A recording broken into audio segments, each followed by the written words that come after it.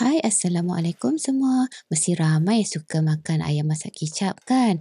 Okey, kali ni kita buat ayam masak kicap versi berempah pula. Tapi rempahnya tak adalah terlalu kuat.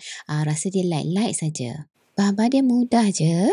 Kita gunakan 5 ulas bawang merah, 3 ulas bawang putih, setengah sentimeter halia. Kemudian kita masukkan bahan ni ke dalam blender dan masukkan sedikit air, lepas tu kisar hingga halus. Untuk resep ini saya gunakan 10 ketul ayam. Kita perasakan dengan sedikit garam dan juga serbuk kunyit.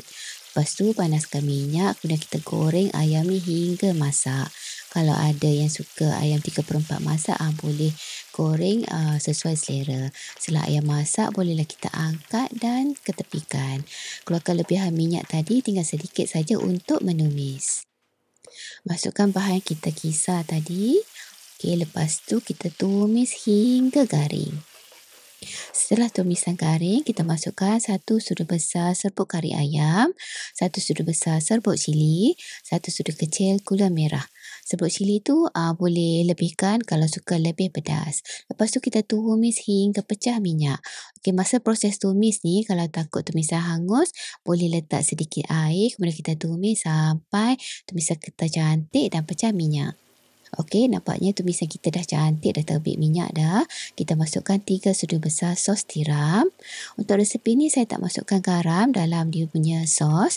Okey, lepas tu kita masukkan 1 sudu besar sos cili.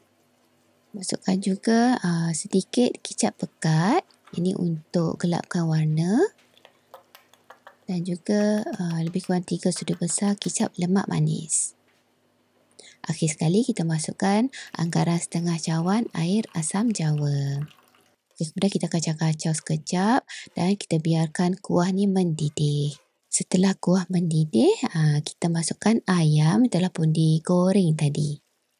Kita gaul-gaul ayam dengan bahan sos ataupun kuah ni supaya ayam ni sebati. Kemudian kita masukkan aksesori dia. Saya masukkan irisan bawang Holland, irisan cili merah dan juga cili hijau. Lepas tu kita masukkan sedikit daun bawang. Daun bawang tu kalau tak ada boleh skip je. Lepas tu kita gaul-gaul sekejap hingga bawang besar tu layu. Okey, dah siap dah kita punya ayam masak kicap berempah. Okey, terima kasih menonton dan selamat mencuba.